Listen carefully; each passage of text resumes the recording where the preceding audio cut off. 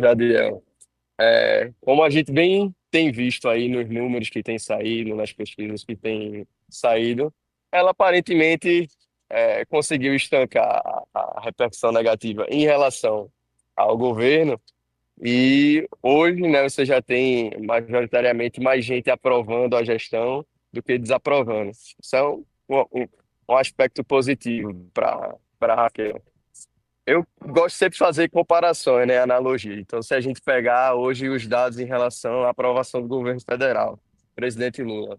Então, apesar de ter, né, dificuldades com tudo que vem acontecendo, né, com a economia fragilizada, com juros altos, essa questão do tarifaço, a relação que tem com os Estados Unidos, você tem uma aprovação, uma avaliação do governo hoje, que é uma das piores, né, em série histórica para Lula, mas quando você coloca ele como figura política, né, no cenário eleitoral, você tem um desempenho bom e que hoje é difícil você ter um candidato que bateria Lula numa eventual disputa de segundo turno e tudo mais. Então, isso é uma comparação que a gente pode fazer. Lula hoje talvez seja mais desaprovado do que Raquel Lira em Pernambuco, mas a força política que ele tem, a força eleitoral que ele tem, ainda consegue sustentar ele como um franco favorito, né, para as eleições presidenciais. A gente sabe que ainda muita coisa vai acontecer. E olhando para Pernambuco, olhando para Raquel, a gente não consegue fazer essa predição ainda. Eu acho que por alguns fatores. Primeiro, Raquel foi eleita com a expectativa de grande mudança, né, Jadiel? Então, o discurso foi muito de que Pernambuco estava estagnado há muito tempo, que tinha muitos problemas, né, problemas estruturais, infraestrutura, saúde, segurança.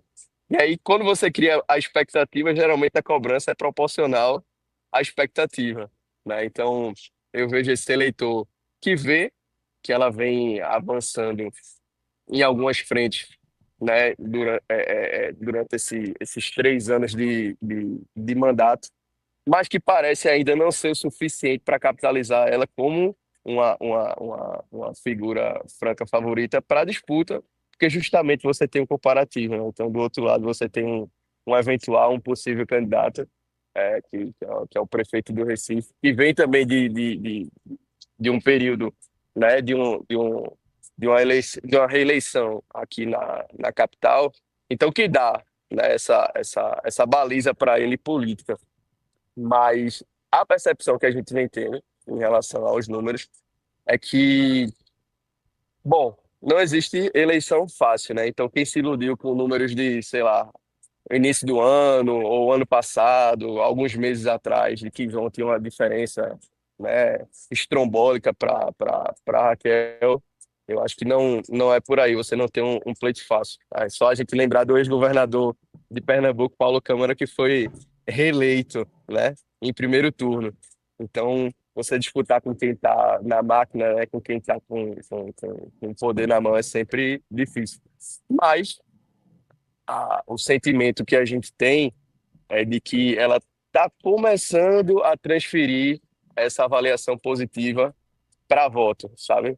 Então, hoje você tem uma articulação dela política que talvez tenha começado de maneira tardia, mas está tentando fazer esse bate-bola com os prefeitos, né? Ela tem muitas parcerias fechadas, mas falta isso se capitalizar em realmente ver Raquel como uma figura política, né?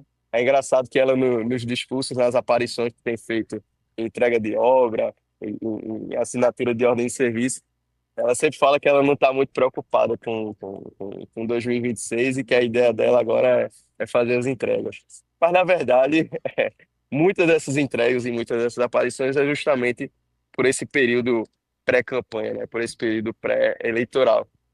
Então, eu acho que é natural ela reduzir essa distância para João por conta do tempo. Então, veja, se você for comparar com a pesquisa de um ano atrás, eu teria João na casa de quase uns 40%, né, na frente dela, pouco menos, talvez 30 e pouco.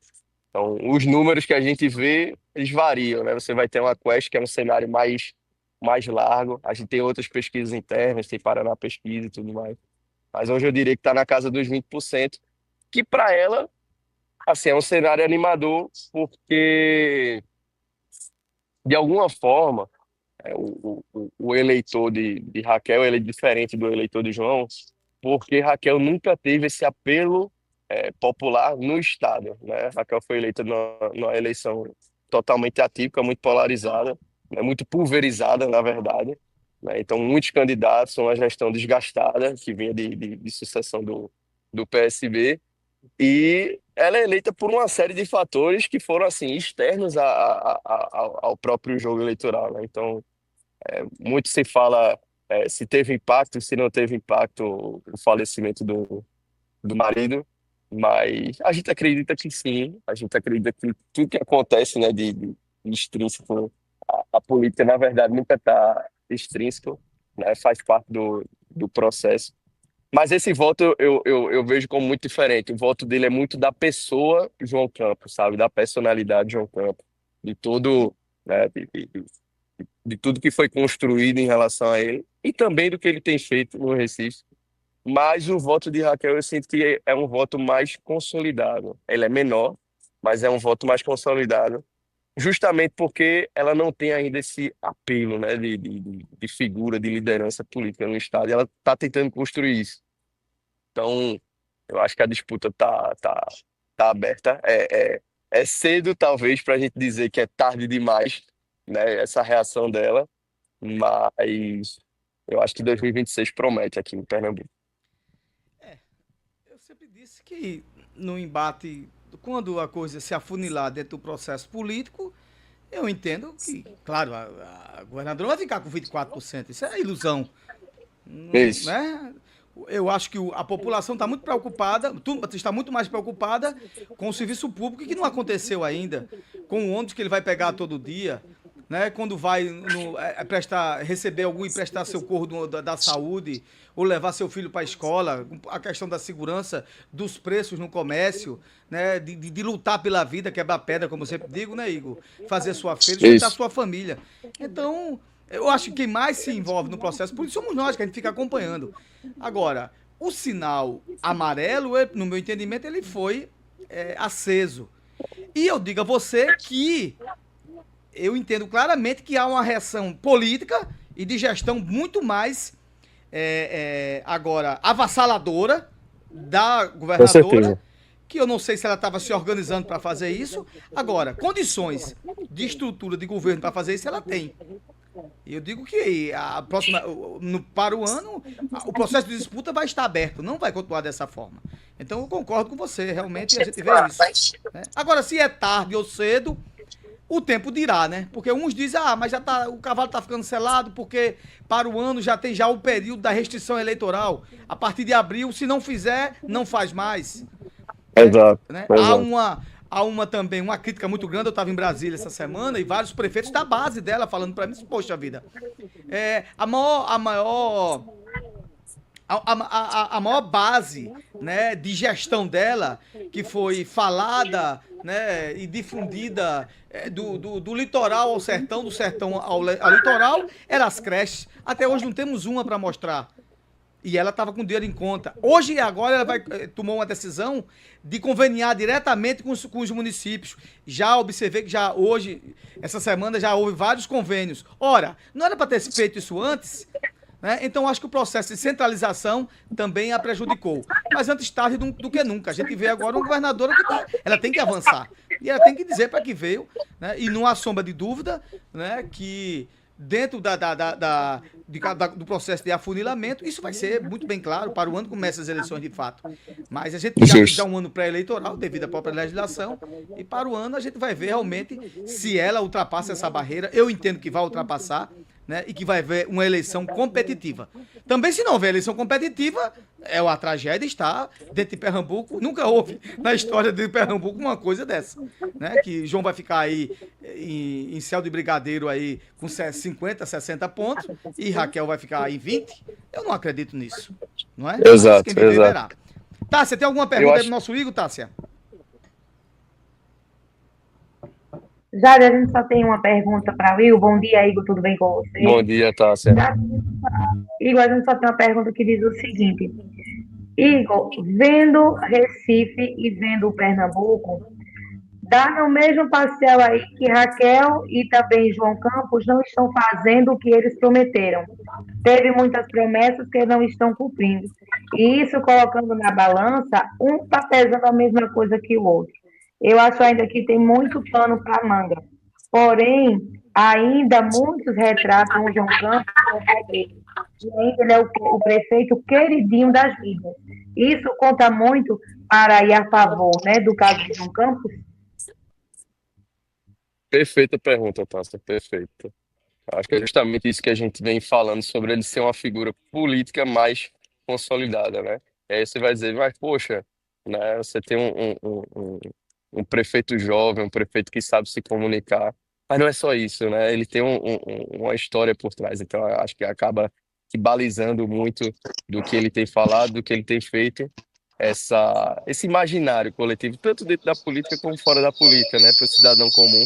Então, esse imaginário que relembra, né, do legado de Eduardo Campos, com muito saudosismo, até porque o Brasil e o Estado vivia outra fase, né, outra fase em relação à entrega, outra fase em relação à economia. Então, eu vejo que Raquel ainda tem esse desafio a cumprir. Eu acho que é um desafio. Muita gente fala que é só na área de comunicação. Não acho que é exatamente na área de comunicação, mas é também da postura que ela trata, com quem ela faz política, com quem ela tem trabalhado, com a equipe dela. Então, acho que isso é um ponto a destacar. Em relação ao comparativo, você tem, assim, né, o João nadando abraçadas no primeiro mandato, e logo após a reeleição, né, você consegue fazer maioria ali na Câmara do Recife, mas você começa a ter uma oposição ativa.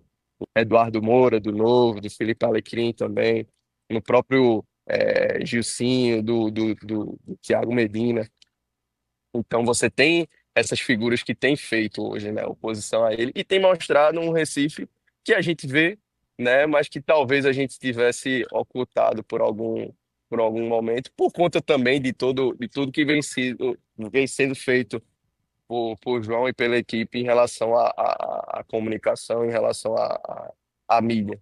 Não acho que, que isso é um preditivo de, poxa, então agora quer dizer que ele tem oposição no Recife, então uma eleição, uma possível futura eleição para o Estado está prejudicada por conta disso, mas ele começa a sangrar, sabe? Então, acho que Raquel foi favorecida também, até meio que sem querer, acabou sendo favorecida por essa atuação desses vereadores aqui no Recife.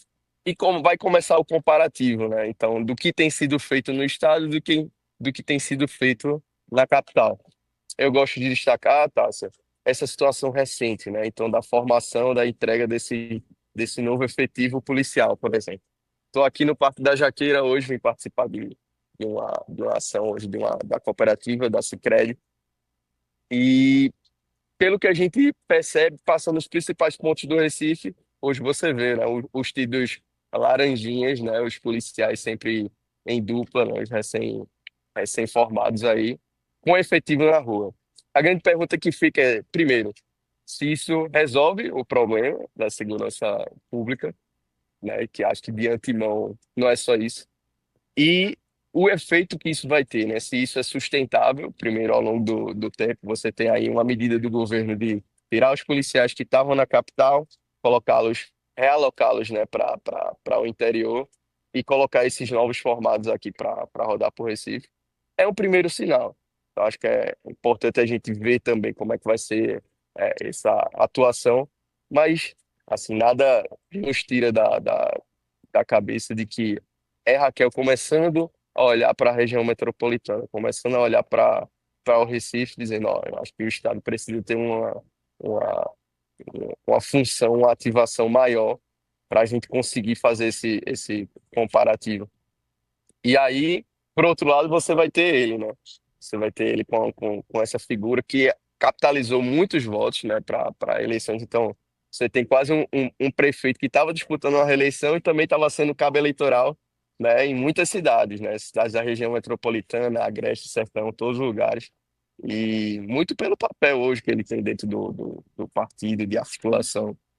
Então, esse comparativo, quando a gente olha para a prática, você ainda vê, né? Se você for para os dados de aprovação de governo, João Campos é muito mais aprovado no Recife do que Raquel Lira é aprovada em Pernambuco. Mas o que é que configura, né, essa aprovação? Será que essa aprovação é de entrega, é de obra, né, de coisas palpáveis, ou é uma aprovação mais abstrata, né? Eu entendo que por Raquel ser uma figura, né, de menos apelo, né, de liderança, menos apelo de persona comparada a João Campos, ela teria isso mais, uma avaliação mais sincera, mais honesta do cidadão, do eleitor. Mas nada tira também os méritos do que ele vem construindo e do que ele construiu aqui na capital. Então, eu vejo dessa forma esse comparativo. Ô, Igor, a centralização tão falada de poder da governadora também não prejudicou no processo de gestão, não? Eu acho que quando ela despertou agora para a vida, eita, realmente eu não posso tratar Pernambuco feito tratava Caruaru, que todo mundo sabe que em Caruaru era mão de ferro, era ele que mandava em tudo. Ela começou com 13 vereadores, Demais, terminou com demais. 3. Você acha que isso não prejudicou, não? Com certeza, né? É só você olhar para a Assembleia Legislativa que aí vai estar o recado, né? Eu acho que não só do corpo burocrático do governo, então quem faz parte do secretariado, quem está ali no dia a dia, né? Quem está rodando coisa, quem está operando, se vê muito, muito impedido ou muito um processo tornado muito lento, né? Sempre muito burocrático. Então você tem grandes entregas aí que foram prometidas, mas cadê, né? Ela fala muito agora, né, do arco metropolitano, né, que já é um sonho antigo. E tantos outros projetos que ela tem tentado, né, avançar na Assembleia, mas parece que tanto o tino de gerir a equipe como o tino de gerir essa articulação política, ele foi feito de maneira tardia e, assim, a gente pode se dizer que relaxava, que só com a votação que ela teve, né, no segundo turno, a votação expressiva contra a candidata até então, né, Marília, ela poderia ter esse apelo popular e aí, de alguma forma, isso iria passar na Assembleia, né, a Assembleia ia entender isso do eleitor e ia dar prosseguimento às pautas dela, né, à agenda do governo. E não foi isso que aconteceu, né? Você tem um processo difícil ali de escolha de presidente da Assembleia, você tem um processo difícil de articulação da bancada, e tá aí a prova, né? Você tem hoje uma bomba relógio, né? Que não é uma bomba relógio que já estourou, mas é uma situação de muita fragilidade em relação à denúncia, à CPI, então sempre é ruim para o governo, né? Por mais que surja algumas outras alguns outros desdobramentos também para a oposição, mas sempre ruim, né? Porque você acaba atrasando tudo e politizando antes da hora, né? O processo dificulta mais para ela, mas eu acho que primordialmente pelo jeito Raquel de governar, sabe? Então, o exemplo que Jadiel deu em comparação ao que se ventilava, né? Dentro da prefeitura de Caruaru, dentro da região, de que você tem, né, essa gestão centralizadora, né, essa gestão que tem dificuldade em entregar, em delegar. Eu acho que, acima de tudo, também em confiar, né? Eu acho que a classe política ela se sentiu muito, muito escanteada também por Raquel de alguma forma, que à primeira vista colocou, né, um secretariado Igor, é um interessante. nesse movimento em relação aos políticos. Igor, você falou sobre os policiais. Eu acho que você tem esses dados. O meu receio, porque isso foi uma forma feita por outros governos. Toda vez que tinha um concurso público, os policiais que estão em processo ainda de treinamento, que todo mundo sabe por que é que eles têm, o pessoal tem os laranjinha, né? Os abóboras selvagens. O Exato, povo de Pernambuco tá exato. hoje eu ouvi uma matéria de Magno, eu achei interessante, né? E ele até estava criticando, por que não colocou logo um fardamento certinho, mas bota lá, todo mundo apelidou, Pernambuco, bicho, tem que ser estudado. Os laranjinhas estão na rua, né? E o meu grande receio é o seguinte, Não há sombra de dúvida que você conhece isso, você é um pesquisador político, social, conhece disso aí, trabalhou, né, com esse âmbito já de pesquisas sociais. É público e evidente que sensação de segurança é maravilhoso. O que é que dá sensação de segurança na questão do policiamento ostensivo, polícia na rua? Mas sempre a gente tinha uma alegria, uma agonia e uma tristeza. Era uma alegria, uma agonia e uma tristeza. Por quê? De repente eles sumiam. E vários governos fizeram isso. O meu receio, porque veja só, por que eu estou dizendo que esse é meu receio? Nós temos hoje um déficit de policiais no estado de Pernambuco de quase 8 mil policiais. A aposentadoria, aquele pessoal que está obrigado a trabalhar de patrimonial, pessoas para muitas vezes vão trabalhar tudo na área burocrática, como você sabe. Administrativa. É de repente, Exato. daqui a 6 meses, sumir todo mundo. Então, a governadora tem agora um compromisso até terminar o seu mandato, que esses laranjinhas, como você está vendo aí, que dá a sensação de segurança aí no Parque da Isso. Jaqueira, continue até dezembro, porque senão vai ser um desastre. Eu não sei se você concorda com o que eu Exato. estou falando. Exato, perfeito.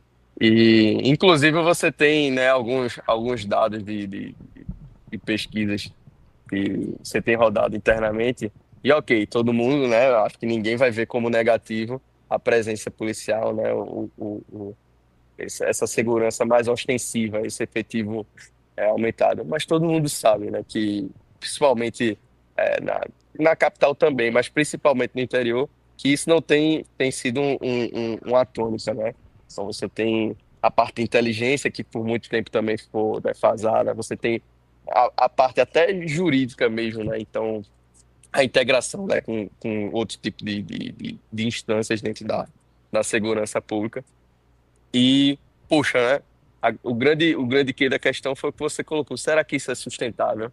Né? Até que ponto esse pessoal também com essa formação mais encurtada, até por conta da situação de déficit, eles também estão preparados, né, para estar na rua, né? Por enquanto tem sido muito aquele olhar desconfiado, sabe, da população.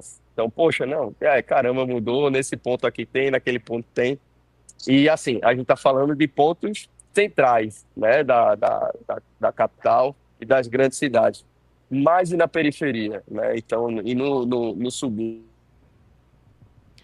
Então, como é que isso tem sido feito, é né? verdade. Porque em grandes áreas de circulação é normal, é natural que você tenha esse efetivo. Ela já fala, né, de eventos esportivos, então você tem também várias áreas, né? Você tem uma apresentação ali que teve da gravação do DVD da Priscila Senna no Marco Zé, então já tem algumas situações. Você tem jogos importantes no estado, né? Na Arena de Pernambuco, na Ilha do Retiro, nos Aflitos, no Arruda.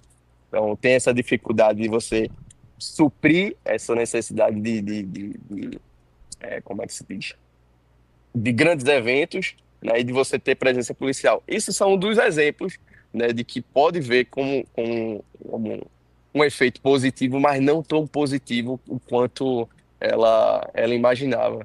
E aí isso vai servir como discurso, né? Eu acho que assim, quem tende a ganhar com isso são principalmente as grandes cidades, né, com guardas municipais, porque eu acredito que João também vai começar a se mexer em relação a isso. Ele não vai deixar essa área de segurança ficar só dominada pela questão do Estado, porque isso muito provavelmente no debate vai entrar em questão, né? Tá, ok, os índices de Pernambuco são difíceis, você tem tantos anos aí de governos né, intercalando do PSB. O que é que foi feito? Ó, pelo menos eu tô aumentando o efetivo. E na capital, né, em Recife, o que é que você consegue colocar na rua?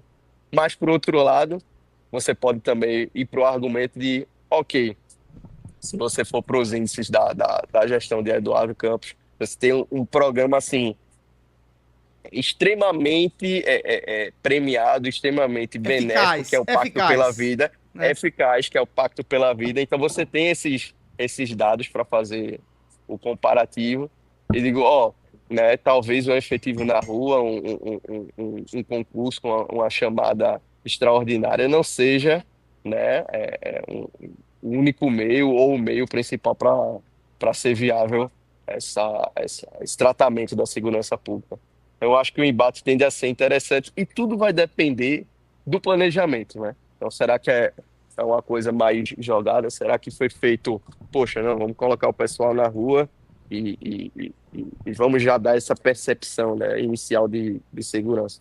Se isso se mantiver, acho que provavelmente, por ser um dos temas que o pernambucano, que o recifense tem colocado em pauta, vai ter repercussão positiva para ela.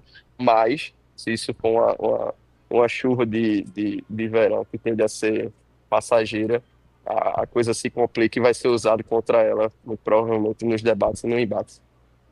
É verdade, Igor. E em contrapartida, na questão da segurança, porque o que avança em segurança é inteligência e policiais, somente policiais da área do judiciário, que é a Polícia Civil, bem equipados. A Polícia Civil está abandonada, sucateada e uma confusão dos diabos que não terminou ainda. E quando a gente olha para a Polícia Civil sem condições, totalmente politizada, é denúncia de delegado, é de assédio, é de não sei o quê. Enquanto isso, a Polícia Civil, todo mundo sabe que está uma tragédia. Está uma tragédia. A Polícia Civil não avançou. Não houve os investimentos assim prometidos pela governadora. Então, Polícia Ostensiva é importante, PM. Polícia Civil é totalmente importante também. E aí você falou feito o Pacto para a Vida. O Pacto para a Vida era um processo de integração de polícias. E aí a coisa avançou, Justo, melhorou justo. no desvendamento, né? E na questão de prevenção de crimes. Meu lindo, eu vou Eu deixar... acho que muito pelo papel institucional, né, Jadiel, também em Justo. relação ao Pacto pela Vida, de você ter ali um governo presente, que isso era uma prioridade do governo. Eu me lembro, Igor, que naquela época, vez por outra, eu ia para a reunião do Pacto para a Vida, eu não ia. E o governador nunca deixou de ir. Era impressionante. É impressionante que ele ficava lá com a planilha do tamanho do mundo, analisando o que aconteceu aqui, lá em num lugar que você nem imaginava. Tava ele lá atrás de um distrito. Em Pirauá, ele queria saber o que aconteceu lá. Então, isso para mim era muito importante. Então, faltou isso aí também. Igor, eu vou deixar você caminhar, você já tá na sua luta aí, mas muito obrigado pela essa oportunidade mais uma vez. Saiba que toda vez que você participa aqui conosco, né, Tássia? Nós aqui ficamos aqui enriquecidos e vaidosos dentro do processo do conhecimento, que você nos ajuda bastante aqui a elucidar os problemas científicos, políticos aqui, estatísticos do nosso estado de Pernambuco. Deus lhe abençoe, meu E irmão. é isso, Jadiel. Eu que agradeço o espaço, agradeço a você, agradeço a Tássia, a todo mundo que lhe acompanha, que lhe ouve. E pode ter certeza que precisando, né, da minha análise, que diferente da sua, né, é uma análise muito mais voltada ao que a gente vê, né, nos números, mas também está muito alinhada com esse cenário político, né? Com certeza vai ser um cenário disputado. Já está, né, se desenhando ainda em 2025, né, nesse segundo semestre de acirramento, e com certeza no próximo ano isso só tende a se acentuar. Mas obrigado de verdade pela parceria, pelo carinho e por essa troca. Meu lindo, muito obrigado mais uma vez. Desculpa aí incomodar aí a sua